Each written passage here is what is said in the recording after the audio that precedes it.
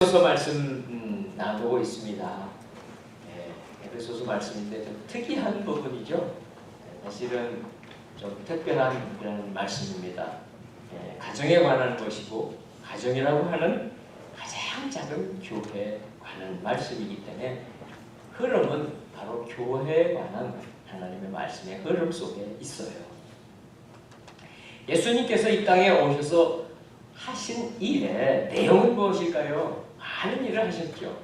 그런데 예수님이 하시는 말씀은 회개하라, 때가 가까웠다, 복음을 믿으라, 하나님의 나라가 가까이 왔다, 하나님의 나라의 백성들을 모시기 위해 이 땅에 오신 거예요. 예수님을 주로 주인으로 고백하는 그리스도인들이 해야 되는 가장 우선순위는 무엇일까요? 그것은 마태복음 6장에 있는 것처럼 너희는 먼저 그의 나라와 그의 의를 구하는 바로 그 일입니다. 하나님의 나라 구해야 합니다. 하나님의 나라를 우리가 시작해야 합니다. 그런데 하나님의 나라는 바로 하나님의 의, 하나님의 의가 지배하는 나라입니다. 우리는 이 땅 가운데 살아가면서 하나님의 나라의 비슷한 모습 보기가 어려워요. 누리기가 어려워요. 잘 기억을 못합니다. 잊어버립니다. 그러나 또한 하나님의 나라는 이 땅 가운데서 완성되지 않습니다. 절대로 완성 안 됩니다. 궁극적인 하나님의 나라의 완성은 언제 될까요? 그것은 계시록에 나와 있는 것처럼 새 하늘과 새 땅으로 표현되는 그 나라가 완성된 나라입니다. 물론 우리가 새 하늘과 새 땅, 우리가 꿈꿔야 되고 잊지 말아야 되는 그 단어를 요즘은 이단이 뺏어갔어요. 신천지라고 하는 이단이. 잘 안 씁니다. 잘 안 쓰죠. 개조 쓰세요. 새 하늘과 새 땅. 모든 그리스도인들은 분명한 비전이 있어야 됩니다. 믿음이 있어야 됩니다. 이 땅이 우리의 믿음이 아닙니다. 이 땅에서 살아가는 성공을 향해 달려가는 것이 그리스도인이 아닙니다. 우리는 분명히 하나님의 나라, 완성될 그 나라에 대한 꿈을 가지고 사셔야 합니다. 모든 불의한 이 세상은 언젠가 끝납니다. 죄가 우리를 다스리는 이 세상은 계속되지 않습니다. 불완전한 삶이 다 마무리되고 완전한 하나님의 통치, 구원이 완성되는 그 나라, 우리가 꿈꾸고 살아야 됩니다. 그렇지만 우리는 그 나라에 가기까지 이 땅에 또한 살아야 합니다. 하나님이 우리에게 생명을 주시는 이유가 있어요. 이 땅을 우리가 얼마간의 기간을 살든 그것이 10년이든 20년이든 혹은 50년이든 이 땅을 살아가는 우리에게 맡겨주신 그런 귀한 임무가 있는 거예요. 그러기에 이 세상 속에 살아가면서 또 바로 그 하나님의 나라를 어떻게 우리가 이끌어와서 살아가느냐, 그것이 중요하다는 거죠. 이 하나님의 나라의 꿈이 구체적으로 드러나야 되는 공동체가 두 개가 있어요. 첫 번째는 교회입니다. 두 번째는 가정이라고 하는 가장 작은 공동체입니다.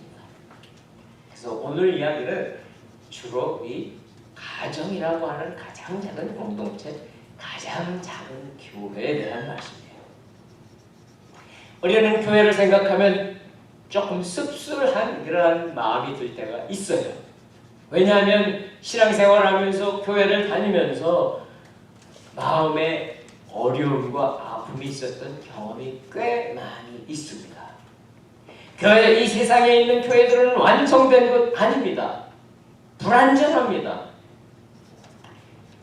만일 우리가 교회를 다니면서 신앙생활을 하면서 하나님도 만나면 또 하나님을 경험하면 얼마나 좋겠습니까? 또 이렇게 신앙생활하는 사람들이 이렇게 모여있는 공동체인데 그 안에서 우리가 참된 평강, 참 평화를 누리고 기쁨을 누릴 수만 있다면 얼마나 좋겠습니까? 그런데 이 세상에서는 우리가 이렇게 신앙생활하는 공동체 안에서는 이러한 것이 쉽지가 않은 거예요. 가정도 마찬가지예요. 가정도 우리가 믿음의 사람들이 살아가는 남편과 아내가 그리고 자녀들이 가정을 이루었다고 하면 그것이 아름다운 가정이 되어야 하지만 그렇지 않을 때도 많습니다. 왜 그럴까요? 이유가 무엇일까요? 오늘 하나님이 하시는 이 에베소서 말씀을 통해서 우리에게 주시는 음성을 한번 생각해 봐야 돼요. 들어봐야 돼요. 왜냐하면요, 예수 믿는다고 하는 것이, 예수 믿는다고 하는 신앙이 너무 현실과 타협을 해버려서 그래요. 현실 세상이 그렇습니다. 현실의 가정이 그렇습니다. 하나님의 말씀은 따로 있고 현실이라고 하는 것이 우리를 끊임없이 끌고 가기 때문에 우리는 조금 어그러진 가정, 어그러진 교회 모습을 가지고 있습니다. 그러나 분명한 예수님의 말씀은 어떻게 되어 있는가 보면 한 번은 바리새인들이 예수님께 물어봤어요. 하나님의 나라는 어느 때에 임합니까? 굉장히 똑똑한 바리새인들이 물어본 거죠. 대답을 하셔야 될 거 아니에요. 예수님. 대답 이렇게 하세요. 하나님의 나라는 볼 수 있게 임하는 것이 아니요 또 여기 있다 저기 있다고도 못하리니 하나님의 나라는 너희 안에 있느니라. 믿는 사람들 안에, 하나님의 백성들 안에 시작되는 것이 하나님의 나라입니다. 예수 그리스도를 영접한 순간서부터 우리들 안에는 하나님의 나라가 시작이 되는 거예요.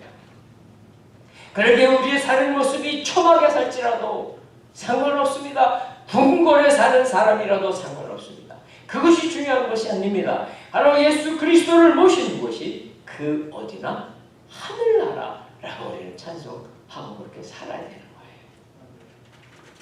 그리스도인이 속한 교회, 그리스도인이 속한 가정, 하나님의 나라를 시작해 나가는 그런 경험을 해야 되는데 어떻게 해야 경험할 수 있을까?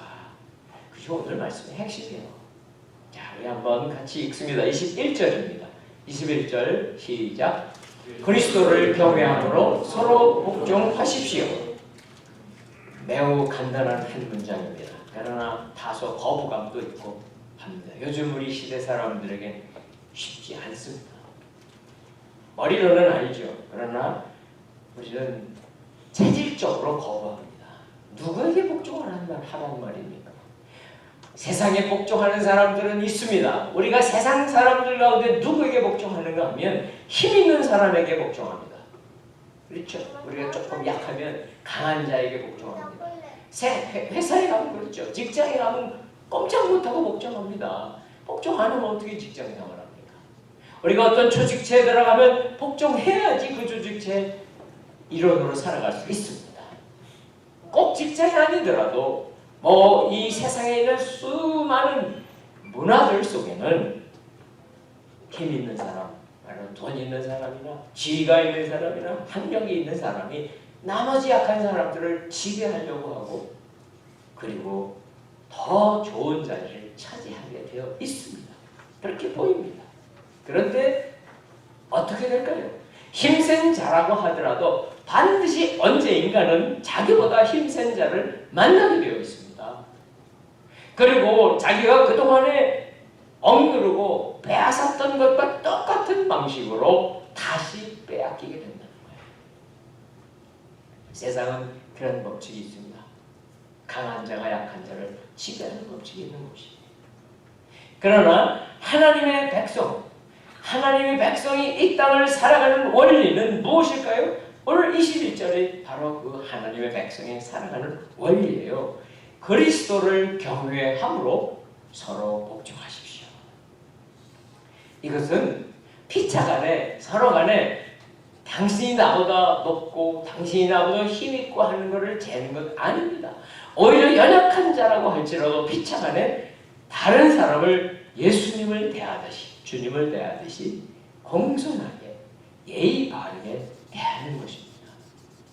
요즘 시대 안 맞죠? 그죠? 요즘 시대에 좀 안 맞지 않습니까? 요즘 시대는 어떤 시대입니까? 좀 더 공격적인 사람, 조금 더 발표 잘하는 사람, 다른 사람한테 프레젠테이션 잘하는 사람, 그런 사람이 인정받죠.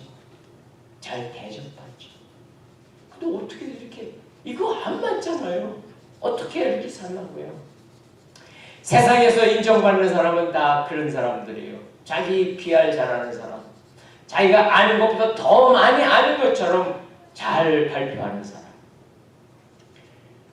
그러니 만일 우리가 공손하게 예의 바르게 서로 복종한다면 세상 사람들은 우리 무시할지 몰라요. 무시하면 어때요? 그렇지만 제일 중요한 것은 무엇일까요? 바로 우리의 주님, 우리의 하나님은 우리를 인정해 주신다는 거예요. 이것이 하나님 나라의 원리이기 때문에 그래요. 사랑하는 성도 여러분, 여러분은 누구의 인정을 받으려고 그렇게 애쓰고 살아가십니까? 너무 세상 사람들 인정받으려고 하지 마세요. 옆집에 있는 사람들보다 더 잘해서 인정받으려고 그러지 마시라고요. 우리는 사람들이 인정을 받으려고 하면 받을 수는 있겠죠. 그러나 그 인정에 계속 끌려가면 하나님 나라 백성하고 세상 사람하고 다를 게 없어요. 계속 끌려가는 거예요. 계속 달려가는 거예요. 이것은 다른 누구를 만나더라도 저 사람이 그 사람이 주님일 수도 있다라고 생각하면서 살아가는 것이 성도라는 거예요. 우리는 서로 완전한 사람 아닙니다. 완전하기를 기대하지 마세요. 오히려 그 사람 안에 계신 예수님이 그분의 주인이시라고 한다면 그분이 인생의 주인이 예수님이라고 하는데 겉으로 보기에 좀 부족하면 어때요? 괜찮아요. 예수님 뭐라고 말씀하셨는가 한번 살펴보실까요? 마태복음 18장 10절입니다. 자막 비춰주시고 우리 한번 같이 읽습니다. 시작. 이 작은 사람들 가운데 한 명이라도 업신여기지 않도록 조심하라. 내가 너희에게 말한다. 하늘에서 그들의 천사들이 하늘에 계신 내 아버지의 얼굴을 항상 뵙고 있다. 주님이 하신 말씀이에요. 구원받은 모든 사람은 특별히 예수님 말씀하시는 것 어리고 약하고 보잘것없어 보이는 한 사람, 그 사람을 위해서 섬기고 돕는 천사가 있는데 그 천사는 매일매일 여호와 하나님을 만나 뵙는다는 거예요. 뭐 하려고 만나 뵙겠어요? 그 불쌍하고 연약한 그 영혼을 지켜달라고 하나님께 간구하는 천사가 있다는 거예요. 그러니 얼마나 소중해요. 우리는 우리의 눈, 세상의 눈으로 사람을 보면 안 돼요. 어떻게 볼 수 있겠어요? 세상에서는 아무리 미약하게 보이는 존재라 할지라도 하나님께 너무 존귀한 그러한 영혼, 절대적인 가치를 가진 존재라고 말씀하고 계시죠. 사랑하는 성도 여러분, 여러분이 정말 이러한 어떤 기본적인 그런 원리를 우리가 붙잡고 있다면, 그리고 다시 돌이킨다면 하나님의 나라는 우리 안에 서서히 자리 잡아갑니다. 그것이 우리의 가정이 되어야 되고 그것이 우리의 교회 공동체가 되어야 해요. 자, 그럼 이 원리가 가정 안에 어떻게 적용이 되는가 우리 한번 살펴보겠습니다. 네, 22절입니다. 22절 시작. 아내들이여 남편에게 복종하기를 주께 순종하듯 하십시오. 예, 시작은 썩 이렇게 마음에 내키지 않습니다. 서로 복종하라고 해놓고 나서 먼저 아내들 보고 남편에게 복종하라고 그러니까 조금 내키지 않는 거예요. 그렇죠? 그런데 이 사도 바울이 오늘 이 성경에 기록하는 것하고 오늘 21세기의 문화와 현실하고 다르다고 그래서 배척하시면 안 돼요. 나누는 거예요. 우리가 같이 한번 나눠봅니다. 가정이라고 하는 것은 무엇이죠? 가장 이 세상에서 작은 공동체, 가장 작은 교회인데 가정 누가 만드셨습니까?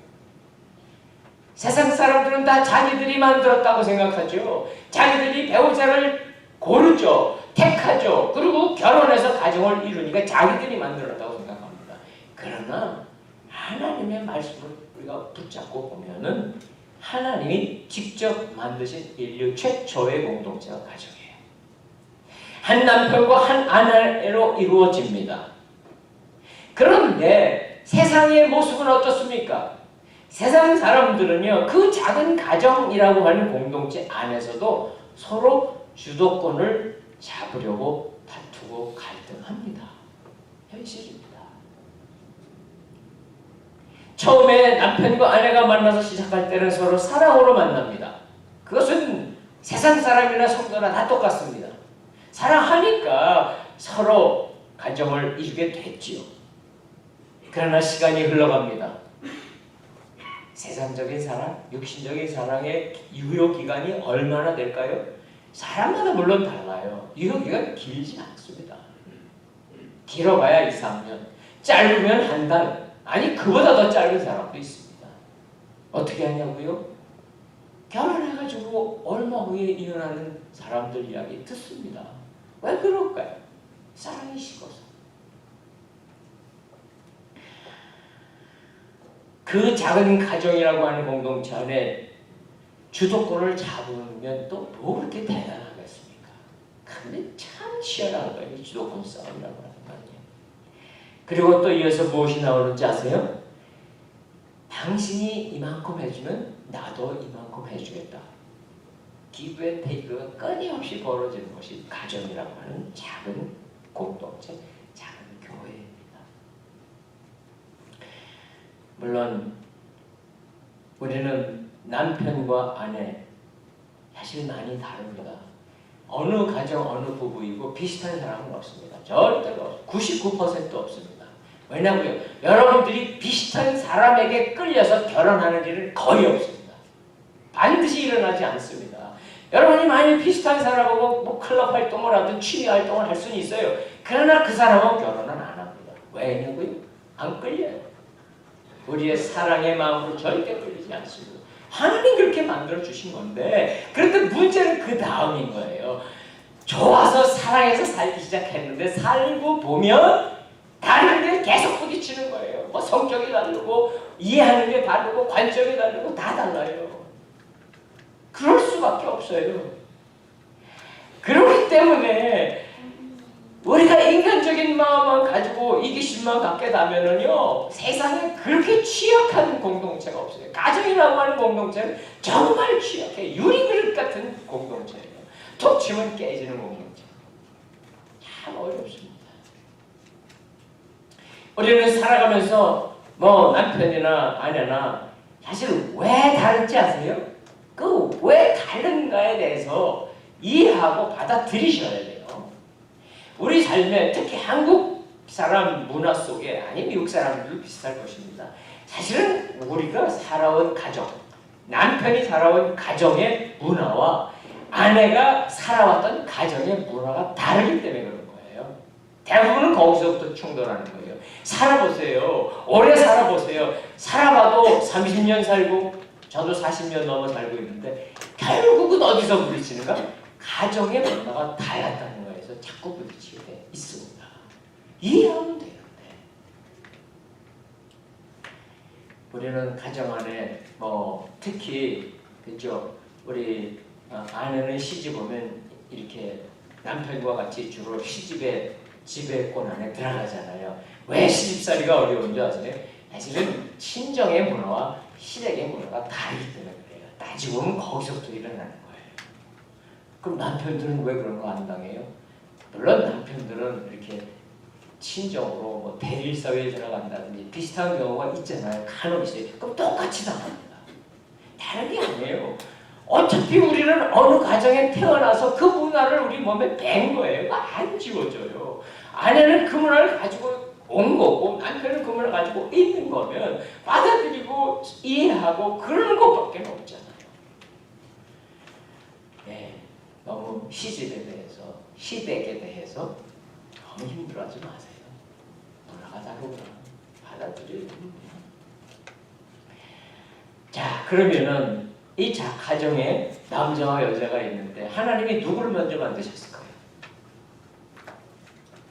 인류에 남자예요. 딱 대답이 나오는데 여기 대답이 안 나오는데 남자 먼저 만드셨습니다. 남자. 하나님이 먼저 만든 게 남자예요. 그리고 그 남자는 굉장히 똑똑했어요. 그래서 하나님이 수많은 짐승들, 생물체들 다 가지고 오면 이름을 다 지어줬어요. 하나씩. 대단히 지혜가 많은, 지능이 높은 거죠. 그러면 뭐예요? 하나님 보시기에도 그렇고 남자도 그래요. 완전 지가 못해요. 아무리 똑똑해봤자예요. 그래서 하나님은 남자를 잠들게 합니다. 전신 마취를 시키는 거예요. 그러고 나서 수술을 하십니다. 외과 수술. 갈비뼈를 하나 취해내신 다음에 그것을 재료로 해서 여자 하와를 만드십니다. 드디어 하와를 만들어서 하나님이 아담에게 갖다 주니까 뭐라고 말해요? 이는 내 뼈 중에 뼈요 살 중에 살이다. 그러면서 기뻐하며 감탄하며 맞이합니다. 맞습니다. 남자의 그 뼈니까 내 뼈 중에 뼈죠. 내 살 중에 살이죠. 너무 소중하죠. 그렇게 해서 한 완전한 하나의 공동체를 만들어 주신 거예요. 그래서 예수님도 마태복음 19장 6절에 보면 이렇게 말씀하셨어요. 가정이라고 하는 것은 무엇이냐? 가정이라고 하는 남편과 아내를 묶어놓은 것은 뭐냐면 제가 읽을게요. 그들이 이제 둘이 아니라 하나다. 하나 됐으니까 뭐냐? 갈라지면 안 된다는 거예요. 갈라지면. 무슨 일이 있어도 갈라지면 안 된다는 거죠. 어떤 일도. 사실 요즘은 우리가 너무나 많이 갈라지는 가정들을 보기에 결과적으로는 갈라졌으니 어떡합니까? 다 우리가 품고 같이 나가야 됩니다. 그러나 정말 죽을 힘을 다해서 지켜야 되는 게 가정인 거예요. 하나님께서 말씀하시기 때문에. 자, 다시 22절 본문에서 말씀하시는 가정의 질서는 받아들이긴 불편하지만 다시 한번 22절 보세요. 22절. 아내가 남편에게 복종하는 데서부터 시작합니다. 왜 아내만 복종하라고 그럽니까? 남편도 복종해야죠. 시작할 때 우리 21절에서는 서로 복종하라고 그랬으니까 이의 제기할 수 있습니다. 그런데요, 우리가 성경을 조금 더 찾아볼게요. 성경 한문에 이게 하나님의 원리구나 하는 걸 볼 수 있는 곳이 또 있어요. 고린도전서 11장 8절 9절입니다. 우리 한번 같이 읽습니다. 천천히 읽습니다. 시작. 남자가 여자에게서 난 것이 아니라 여자가 남자에게서 났기 때문입니다. 남자가 여자를 위해 창조된 것이 아니라 여자가 남자를 위해 창조됐습니다. 우리 자매님들, 젊은 자매님들, 저 목사님 참 나이 들어서 고루한 소리 하고 있네. 제 얘기 아닙니다. 제 얘기 아니고 하나님 말씀입니다. 하나님 말씀이기 때문에 제가 하는 거지 제 생각을 얘기하는 게 아니에요. 그러니까 마음을 열고 들으세요.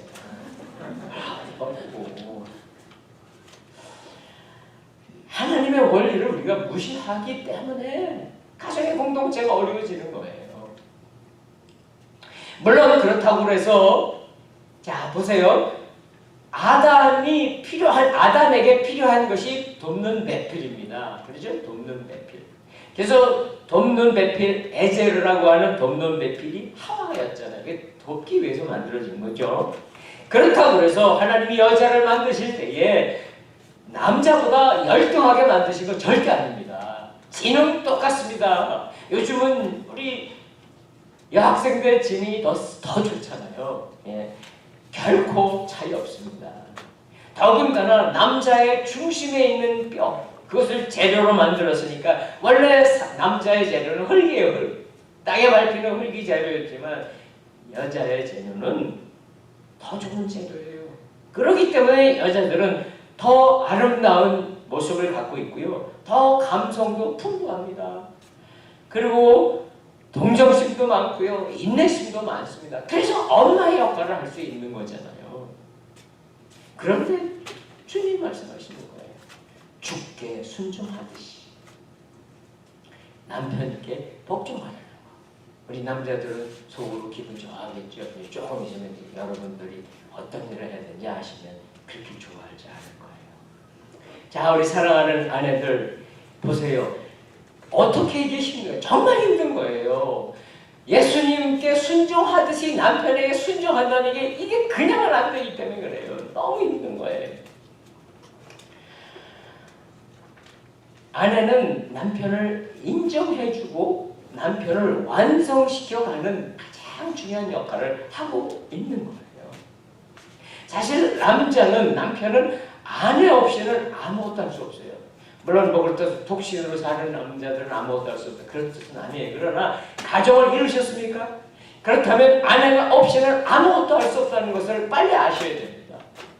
그것이 중요한 일이든 어떤 일이든 마찬가지입니다. 남편이 가장 행복할 때가 언제인 줄 아세요?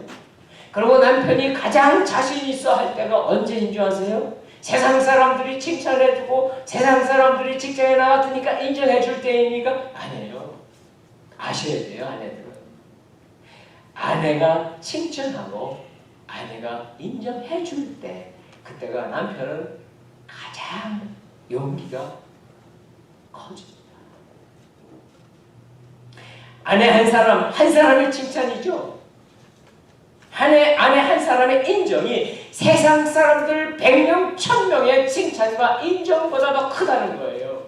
이것이 하나님의 원리예요. 또한 남편이 방향을 잃고 그죠? 흔들릴 때 있잖아요. 휘둘릴 때 있잖아요. 그럴 때 조언을 해주는 아내의 조언이 세상 사람들 수백 명, 수천 명이 어드바이스 해주는 것보다 더 큰 거예요. 세상 사람들은 어떻게 할까요? 우리 성도들은 그러지 않아요. 세상 사람들은 어떻게 얘기하는 줄 아세요? 세상 사람들은 자주 가끔 그런 얘기 듣습니다. 우리 집에 아들이 둘 있다고. 진짜 아들이 하나 있고 남편도 아들이라는 거예요. 성도들은 그런 얘기 간혹 하는 경우 듣는데 하시면 안 돼요. 하시면 안 돼요. 아, 물론 왜 그런지는 알아요, 저도. 왜냐하면 아내들에게 사실은 남편은 부족한 게 너무 많아. 마음에 들지도 않아. 나를 사랑해 주지도 않는 것 같아. 그런데 아들은 내 배에서 태어나왔고, 그죠? 내 말도 잘 듣고, 내가 하자는 대로 잘하고, 사랑은 그냥 일방적으로 보여줄 수 있는 대장. 아들만도 못해, 남편이요. 그게 오늘 현실인지는 몰라요. 그렇지만, 그건 세상 사람들이 하는 말이에요. 세상적인 관점입니다. 우리들은 남편을 예수 그리스도 주님을 대하듯 그 존경하는 마음을 우리에게 가지라고 말씀 오늘 하고 계시는 거예요. 사랑하는 우리 아내들이요, 하나님의 말씀을 우리 마음속에 잘 새기시기 바랍니다. 다소 부족하더라도 남편이 조금 험이 있더라도 자, 한 번 더 같이 왜 그런가가 나옵니다. 23절, 오늘 본문 23절, 24절 같이 읽습니다. 시작! 이는 그리스도께서 교회의 머리 되신 같이 남편은 아내의 머리이기 때문입니다. 그리스도가 바로 몸의 구주십니다. 24절, 교회가 그리스도께 복종하듯 아내들도 모든 일에 남편에게 복종하십시오. 이유가 나오죠. 왜 그래야 되는가? 왜 그런가는요, 가정이라고 하는 것은 가장 작은 교회이기 때문에 그래요. 가장 작은 교회가 가정입니다. 가정을 만드신 분, 하나님께서 최소의 단위의 교회를 만드신 하나님이 오늘 우리에게 그 이유를 설명해 주시는 거예요. 물론 남편은 가족의 생계를 책임지기 때문에 뭐 남편이 돈 벌어 오는 그러한 것 때문에 고마워할 수 있겠죠. 그게 다가 아니라는 거예요. 그건 일부분이고, 바로 남편은 누구인가? 가정이라고 하는 작은 교회의 영적인 지도자가 되어야 됩니다. 제사장이 되어야 하기 때문에 그렇습니다. 이유는 그거 한 가지예요. 간혹 우리들은 그래도 내 신앙이 더 있는데, 혹은 여러분 남편이 아직도 제대로 신앙에 서지 않았는데 믿지 않는 남편인데 그런 분들도 있을 수 있습니다. 남편의 신앙이 없거나 부족하면 어떻게 하라고요? 믿지 않는 남편, 그죠? 믿지 않는 남편이나 신앙이 부족한 남편에 대해서도 똑같이 하셔야 합니다. 그렇게 만들어 가셔야 됩니다. 가정 교회를 세워 가셔야 합니다. 남편들은 그런 일이 많습니다. 아내가 신앙생활 열심히 하면 별로 좋아하지 않습니다. 그랬던 대표적인 한 사람이 있었습니다. 자기 아내를 교회에게 뺏겼다고 생각했던 한 사람이 있습니다. 제가 1대1을 가르쳤던 바로 조정민이라고 하는 앵커였던 사람이에요. 지금은 목사님이 되셨죠. 너무 훌륭한 목사님이시죠. 그분이 불신자였을 때에 기자 생활하고 그러니까 맨날 하는 일이 술 먹는 일이에요. 그럼 아내는 새벽마다 교회를 갑니다. 바로 교회 앞에 살았거든요. 하도 열심히 새벽에 교회 가니까 이 남편이 쫓아가 본 거예요. 하루는 도대체 교회에 뭐가 있길래 이 아내가 매일같이 교회를 가나, 또 가서 뭐 좋은 게 있는가, 아내를 뺏어가는 게 무엇인가, 끌어당기고 있는 게 무엇인가 확인하러 갔다가 새벽에 그 기도하는 모습들을 보고 아내가 그렇게 간절히 기도하는 모습을 보면서 그의 마음이 열리기 시작을 합니다. 그 시작이었어요. 딴 게 아닙니다. 결국은 하나님은 그를 가정의 제사장뿐 아니라 교회 목회자가 돼서 잘 목회하게 만드셨잖아요. 남편이 예수님 만나고 훌륭한 목회자가 됐으니 아내의 기도가 응답된 겁니다. 또 다른 예도 수도 없이 많아요. 서빙고 우리 온누리교회 권사님, 얼마나 열심히 기도하시는 권사님인지 몰라요. 그런데 이 젊었을 때에 남편이 참 고약하게 핍박을 했어요. 아내를 너무너무 반대하고 핍박하고. 그랬을 때에 이 권사님은요, 집에 남편이 신발 벗어놓으면 그 벗어놓은 신발을 자기 품에 품고 기도를 합니다. 그 더러운 구두를, 그렇죠? 온 세상 나쁜데 다 돌아다닌 그 구두를 뭐 하려고 가슴에 품고 기도를 합니까? 결국 그 권사님의 그 기도로 수많은 날들을 기도하셔서 결국 그 남편이 나중에 온누리교회 정말 훌륭한 장로님이 되셨어요. 우리 이용화 장로님이라고 한 장로님이에요. 물론 세상 떠나셔서 오래되셨어요. 장로가 되기까지 만드셨던 권사님, 그 기도가 헛되지 않습니다. 그 가정이 복받고 그 자녀들도 복받고 그러고 살고 계세요.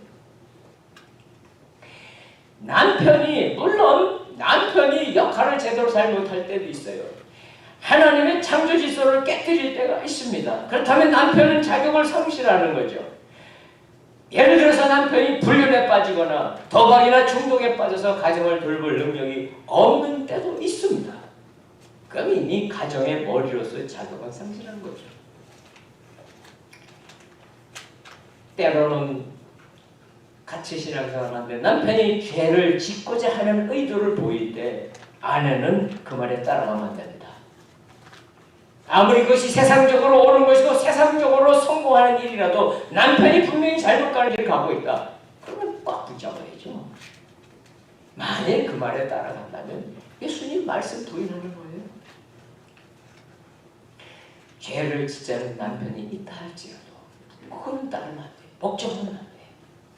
왜냐하면 우리는 남편에게 복종하는 것보다 그 남편보다 더 큰 권세를 가지신 하나님이 계시기 때문에 그 하나님께 복종해야 되기 때문에 그래요. 자, 이제 남편 차례죠. 25절 보십시오. 남편들에게는 더 엄청난 말씀을 하시니까 이제 기다리십시오.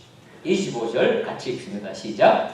남편들이여 아내 사랑하기를 그리스도께서 교회를 사랑하시고 교회를 위해 자신을 내어 주신 같이 하십시오. 뭐 쉬운 말씀 같이 생각이 되십니까? 굉장히 어려운 겁니다.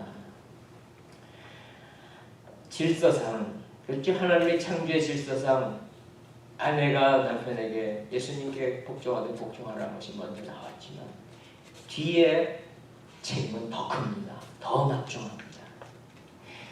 물론 세상 사람들도 아내 사랑합니다. 그렇죠? 아내 끔찍이 사랑하고 그렇게 사랑하는 사람들도 많습니다. 그런데 중요한 것은 뭐예요? 그 방법과 그 방향이에요. 남편이 아내를 사랑하는 것은 어떻게 사랑해야 되는가? 그리스도께서 교회를 사랑하시듯 사랑해야 한다는 건데 어떻게 받아들여야 될까?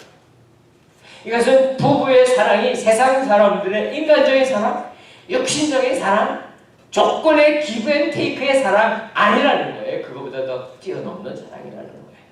이것은 바로 하나님의 사랑이십니다. 아가페 사랑이죠. 얼마나 그 사랑이 큰가? 그 사랑이 얼마나 큰가는 교회를 위해서 자기 자신을 내어주신 예수 그리스도의 사랑입니다. 사랑하는 남편들이요, 여러분 아내를 위해서, 아니 아내라고 하는 그 한 사람이 아닙니다. 가정 공동체입니다. 아내라고 말하고 있지만 가정 공동체를 위해서 예수님처럼 여러분의 생명을 내놓을 각오가 있으십니까? 그거를 말씀하시는 거예요. 교회는 언제 시작이 됐습니까? 예수님이 십자가에 못 박혀 죽으시고 무덤에 3일 동안 있으시다가 부활하시고 승천하시죠. 40일 후에. 그리고 성령 강림이 있은 다음에 교회가 시작이 됩니다. 그런데 핵심은 뭐예요? 예수님이 만일 십자가에 달려 죽으시지 않으셨다면 교회는 시작되지 않습니다. 교회 자체는 예수님이 자신을 내어주시고 목숨을 내어주시고 희생을 하시고 그리고서 존재하는 게 교회예요. 가정이라고 하는 작은 교회도 마찬가지입니다. 그러니까 남편들에게 주님이 말씀하시는 건 뭐예요? 나처럼 너희도 죽으라는 거예요. 죽으라는 거. 따지지 마세요. 죽으라는데 어떻게 해요? 복종하는 것보다 더 커요. 죽으라는데. 교회를 위해서 죽으라는데 하나님이 이 땅에 오셔서 자신의 생명을 주은 같이 하나님의 원리예요. 원리. 가장 작은 교회가 가정이라고 몇 번 말씀하시죠. 아내 사랑은 바로 그 사랑 때문에 해야 되는 사랑이에요. 그리고 이제 우리가 읽진 않겠지만 28절, 29절에도 또 나와요. 그러면 남편이 아내 사랑하는 것을 어떻게 사랑하라는 거면 내 몸을 사랑하듯 사랑하라는 거예요. 그렇죠. 원래 내 몸의 일부가 나가서 다시 아내가 됐다가 다시 한 몸이 되었으니 아내와 남편은, 특히 남편에게 아내는 다른 몸이 아닙니다. 내 몸입니다. 내 몸. 연약하죠. 아내들은 연약하잖아요. 육체적으로나 정신적으로 연약할 때가 있잖아요. 더 소중히 여기라는 거예요. 그리고 아담이 원래 고백했던 것처럼 여러분의 아내들은 다 내 뼈 중에 뼈, 내 살 중에 살입니다. 그렇게 고백하고 살아가야 된다고 말씀하시는 거예요. 우리 자매님들 그런 남편 두시기를 축원합니다. 아멘. 또 하세요. 아직 남편이 없어요? 우리 청년들 그런 남편 만날 줄로 축원합니다. 우리 청년들 그런 남편 놓고 기도하셔야 돼요. 잘생긴 남편 달라고 그러는 것보다 저 성공한 남편 달라는 것보다 정말 우리 가정에 제사장이 되는 남편 만나기로 기도하셔야 돼요. 자, 이제 26절, 27절입니다. 26절, 27절 같이 읽습니다. 시작. 그리스도께서 이렇게 하시는 것은 말씀을 통해 교회를 물로 씻어 깨끗하게 해서 거룩하게 하시고 티나 주름이나 다른 지저분한 것들이 없이 교회를 자기 앞에서 영광스러운 모습으로 서도록 해서 오직 거룩하고 흠이 없게 하기 위한 것입니다. 예수님이 교회를 사랑하셨기에 몸을 주신 이유를 다시 정리하고 계시죠. 이 말씀은 너무 중요해요. 여러분이 만일 어떤 손님이 집에 오신다면 제일 먼저 하는 게 뭐예요? 청소죠. 청소.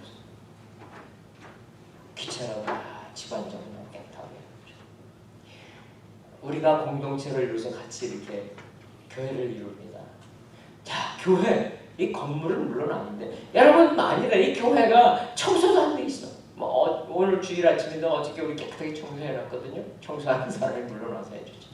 그러니까 지저분하고 막 어지럽고 의자가 삐뚤빼뚤하고 그러면 얼마나 마음이 힘드시겠어요. 그 겉으로 보이는 것뿐이에요. 그러나 더 중요한 것은 뭔지 아세요? 우리들의 속 마음이에요. 우리들의 영혼의 모습이에요. 잘 안 보이지만 느껴져요. 왜냐면 우리는 영혼을 가지고 있기 때문에 서로 다른 영혼들만 느끼는 거예요. 느끼는데 그 영혼들이 다 지저분해. 다 어지럽혀져 있어. 그러면 정말 예배드리기가 어렵습니다. 우리가 힘들어요. 오늘 그런데 어떻게 하시겠다고? 예수님이 어떻게 하신다고 말씀하시니까 26절에 보니까 이렇게 말씀하세요. 말씀을 통해 교회를 물로 씻어 깨끗하게 해서 거룩하게 하시겠다. 티도 없이 주름도 없이 지저분한 것들 다 치워서 깨끗이 청소하는 그러한 아름다운 교회를 만드시는데 쓰고 있는 도구가 청소가 아니라 청소하는 연장이 다른 게 아니라 말씀이라는 게 말씀. 하나님의 말씀이라는 거예요. 세상에 보이는 것들은 우리가 치울 수 있어요. 그런데 우리 영혼 속에 있는 지저분한 것들은 가정에도 있습니다. 교회 안에도 있습니다. 아무리 해도 치워지지 않습니다. 다 알아도 어떻게 할 수가 없어요. 남편과 아내 사이에 서로 껄끄러운 마음 그런 것들 어떻게 할 수가 없어요. 말씀은 예수 그리스도가 육신이 돼서 말씀이 육신이 돼서 오신 예수 그리스도 그분이잖아요. 예수님이시고 말씀이신데 그분이 없으면 가정 못 지킵니다. 절대 못 지켜요.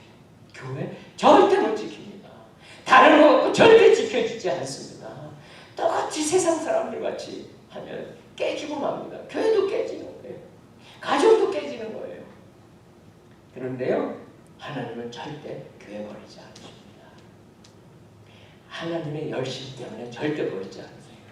이 세상에 수십만, 수백만 개의 교회가 있을지 몰라요.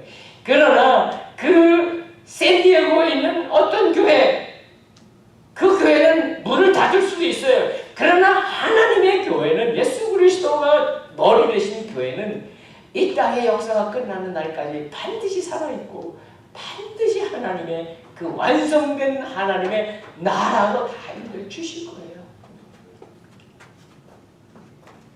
우리가 보기에 연약해요. 이 연약한 교회, 이 연약한 가정, 우리가 지키는 게 아니고요. 무엇이 지키고 무엇이 정결하게 하는가를 우리가 깨닫는 거예요. 깨닫는 거예요. 그것이 바로 예수 그리스도이시고 예수 그리스도의 말씀이시구나. 그렇지 않으면 여러분이 우리 아내가 남편 못 지킵니다. 남편이 아내 못 지킵니다. 교회 성도가 우리 성도 절대 못 지킨다고 말씀하시는 거예요. 자, 이제 말씀 마무리할게요. 31절서부터 33절까지 세 절인데 우리 천천히 한번 같이 읽겠습니다. 천천히 같이 읽습니다. 시작. 이러므로 사람이 부모를 떠나 그의 아내와 연합해 둘이 한 육체가 될 것이다. 이 비밀이 큽니다. 나는 지금 그리스도와 교회에 관해 말하고 있습니다. 그러나 여러분도 각자 자기 아내 사랑하기를 자기 사랑하듯 하고 아내는 남편을 존경하십시오. 예, 사도 바울도 미안하니까 끝에를 순서를 바꿨어요. 그죠? 아내들하고 좀 내가 네 뒤로 바꿔야죠. 염려하지 마세요. 하나님의 원리가 무엇이냐 붙잡으면 되는 거예요. 그런데 이게 다른 게 아니고 교회의 비밀이요, 가정의 비밀이에요. 여러분들 사실 좋은 남편 되는 거 가르치는 대학도 없어요. 박사학위 받는 사람도 없어요. 물론 뭐 상담 막 이렇게 해서 박사학위 받는 사람은 있겠지만 여러분 그런 거 다 배우십니까? 뭐 좋은 남편 되는 거 대학교에서 잘 안 가르쳐줘요. 좋은 아내 되는 거 대학교에서 잘 안 가르쳐줘요. 책을 읽고 상식으로 아는 것 정도로 살아가는데 하나님의 원리는 그렇게 복잡하지 않아요. 뭐 책 5권 읽어야 좋은 남편 되고 책 10권 읽어야 좋은 아내 된다. 아니라고 말씀하시는 거예요. 이 비밀만 깨달으면 된다는 거예요. 이 비밀만 붙잡으십시오. 얼마나 크고 놀라운지 남편과 아내가 이루어가는 가정이라고 하는 가장 작은 교회, 그 안에 사랑하는 남편들 또 고생하고 수고하고 치열한 직장에 생활하는 거 사실 우리 아내들이 잘 모를 수 있어요. 그래도 걱정하지 마세요. 남편들은 치열하게 살고 정말 별 형편없는 꼴을 당하고 살지라도 염려하지 마세요. 세상에서 그런 것 때문에 염려하지 마세요. 여러분